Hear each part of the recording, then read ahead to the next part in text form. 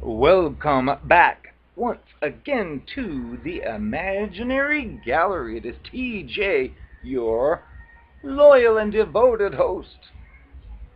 Tonight's discussion is regarding abuse and addiction, which I've covered addiction before, but this is just another version, another angle. And I'm referencing an older book that looks like this, which is sexist, of course, because it's called, again, like the other one, it's Why Does He Do That? Inside the Minds of Angry and Controlling Men. And it's by an author called Lundy Bancroft, which I'll be using as a reference. Abusive Men and Addiction. Well, I'd say abusive persons and addiction. And there's some quotes at the beginning which are, if I could just get him to stop drinking and smoking marijuana, the abuse would stop.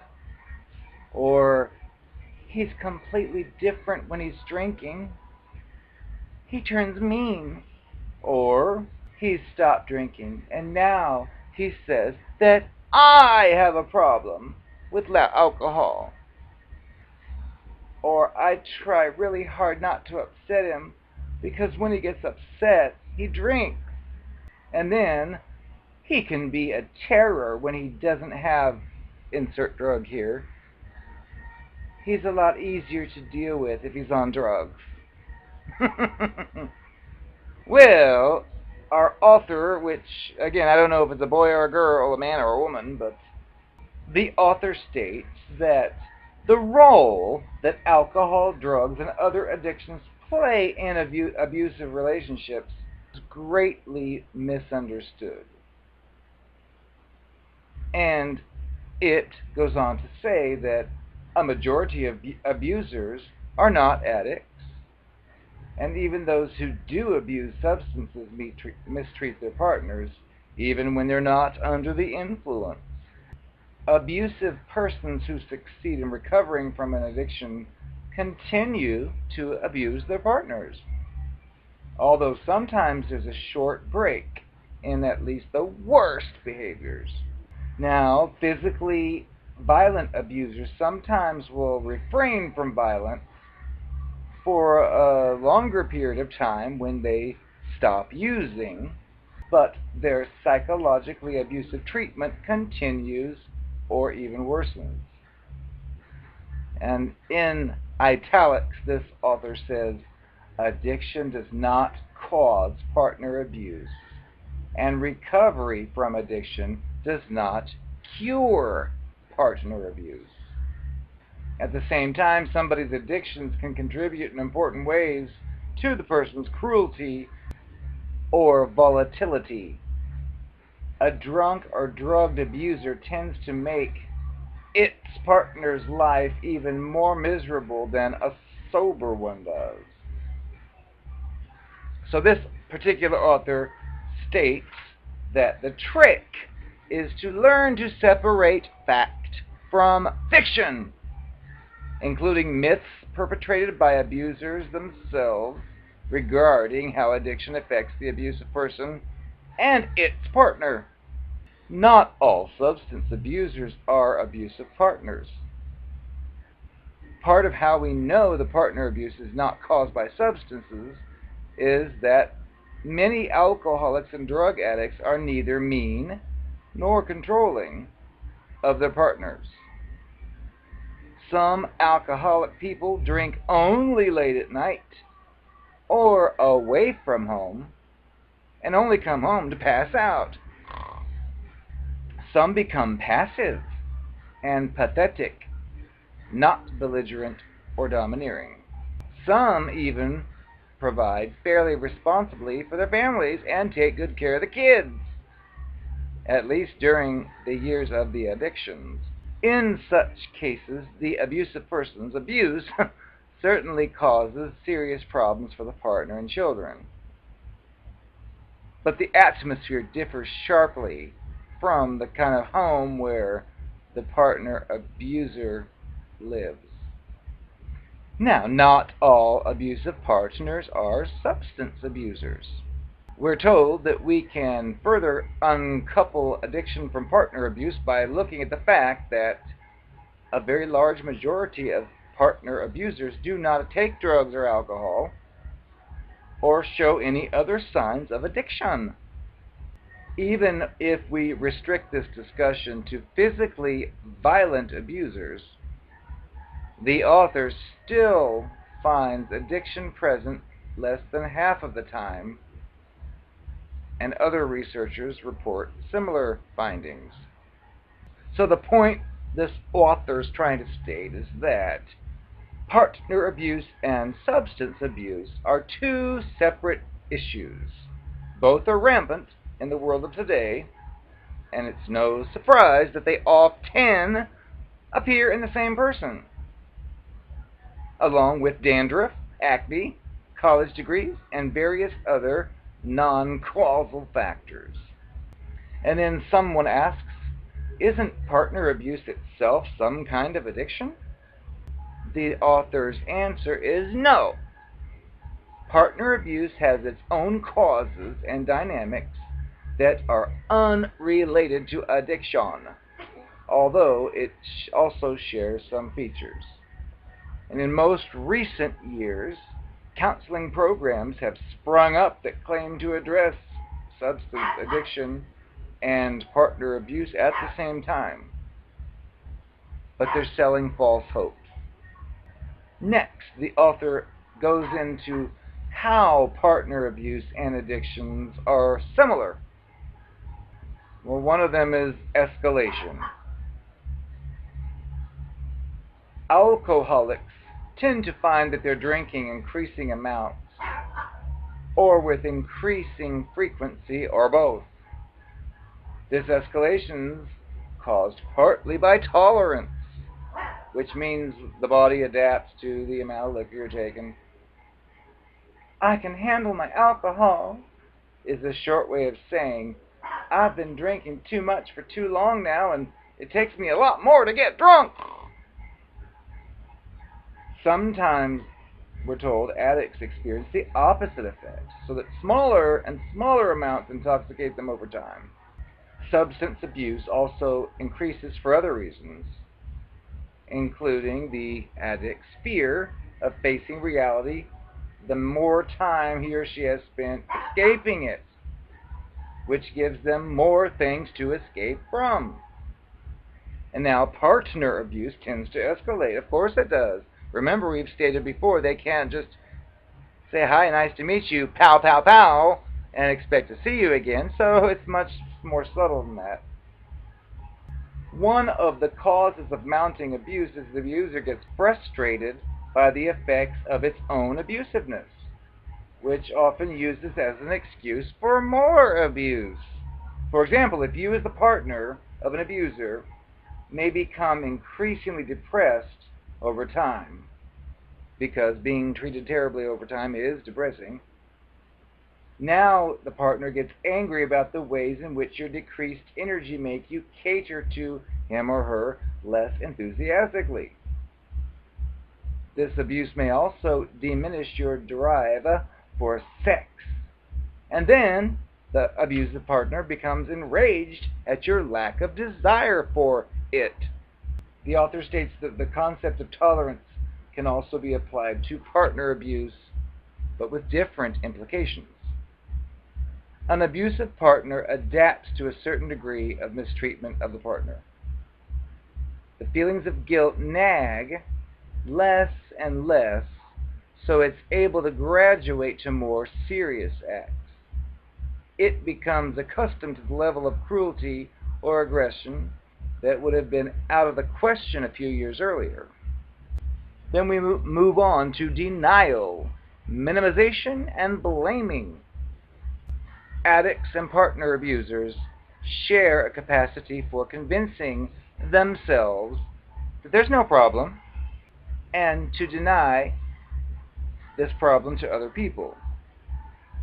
The alcoholic may say that he drank a couple of Frosties on a night when he had 6 beers and 2 shots, or insist that alcohol is not a problem because he or she never drinks liquor, although he does throw back 2 cases of beer each weekend. The addict also follows the partner abuser's pattern in externalizing responsibility. In the world of substance abuse treatment, the expression people, places, and things is used to describe the addict's way of finding someone or something to blame for the drinking or drugs, choosing approving peers. Substance abusers prefer to spend their time with others who also abuse the substances, or at least accept this addiction without making any kind of issue about it, and who will listen sympathetically to their excuses for the behavior. Partner abusers make similar choices regarding their social circle. Their male friends tend to either abuse their own wives or girlfriends, or make comments about the abuse that buy into excuse making and victim blaming. Then we go to lying and manipulating. Both partner and substance abusers have chronic problems with lying to cover up their problem, escape accountability, and get others to clean up the messes they've made.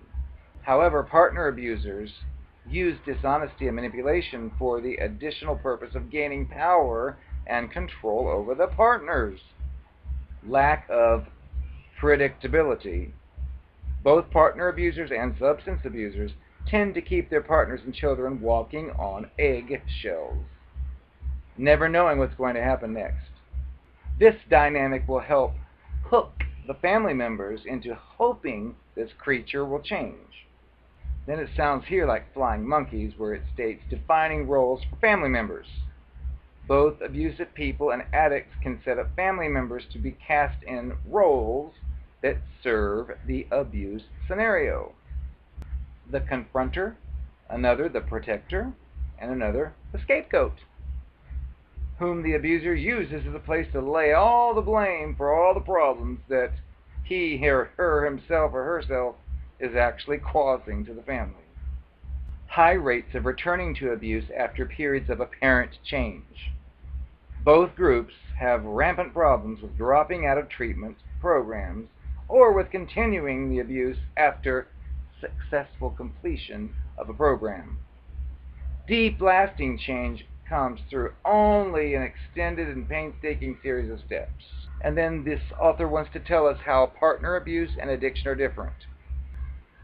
One of the ways that partner abuse is different from addiction is partner abusers do not hit rock bottom.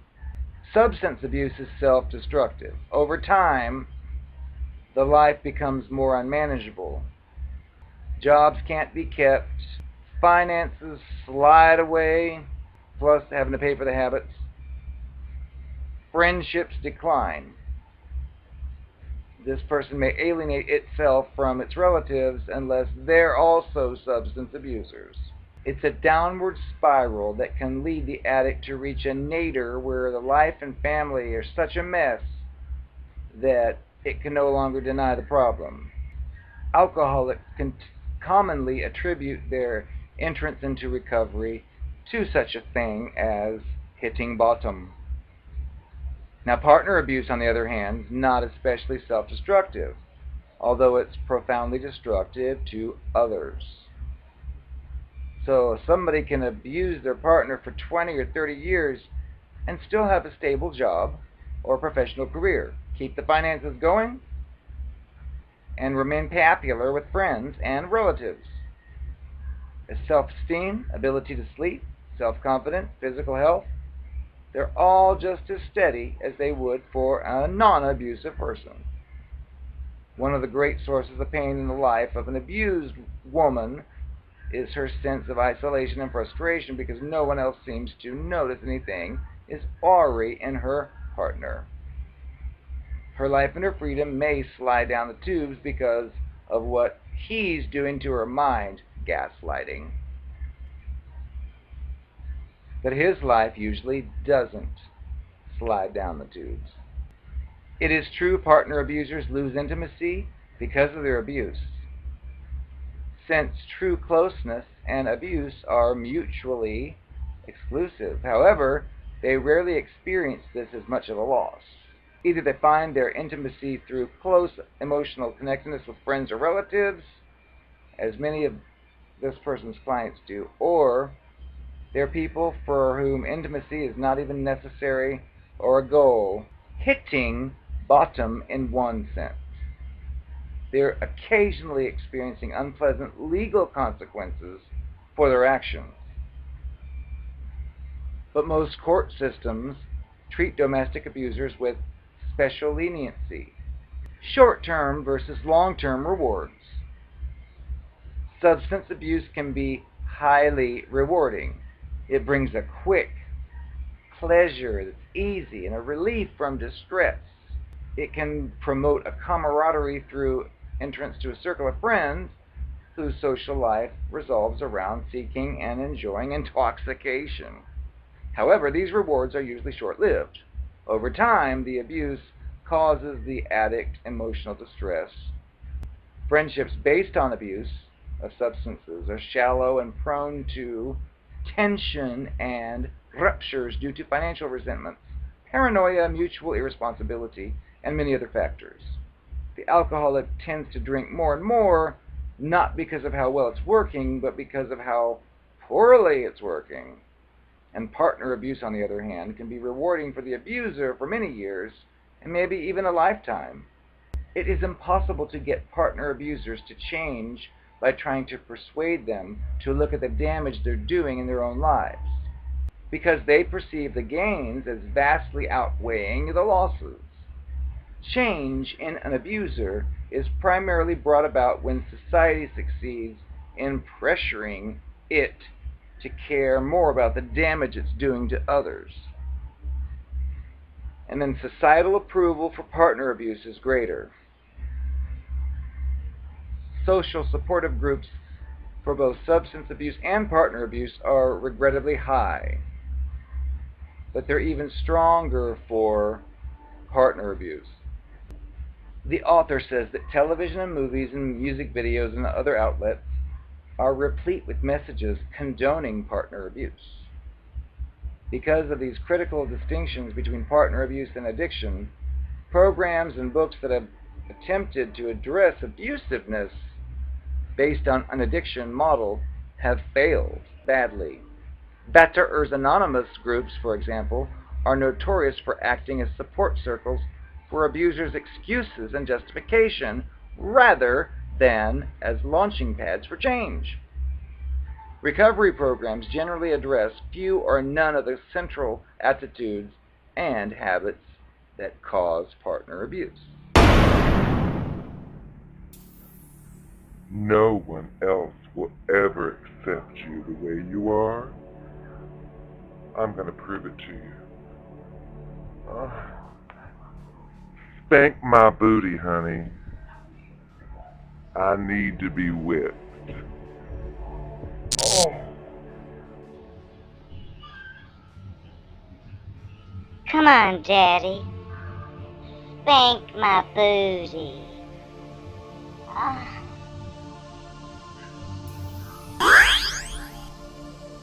My private parts are on fire.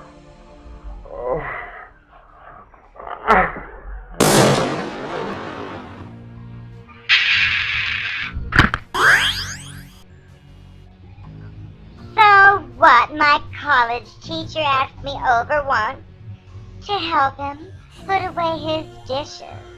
It's not my fault he gave me an A in the class, even though I didn't even know any of the answers. And I had an abortion, so that doesn't count. So we didn't do anything wrong. Why are you so judgmental? You must be jealous.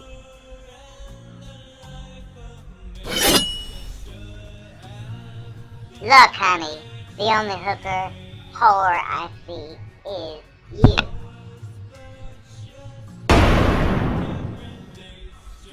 Fine. I admit it. I'm a lesbian, and I left you for another woman's snatch. So get off of it and forget we ever met.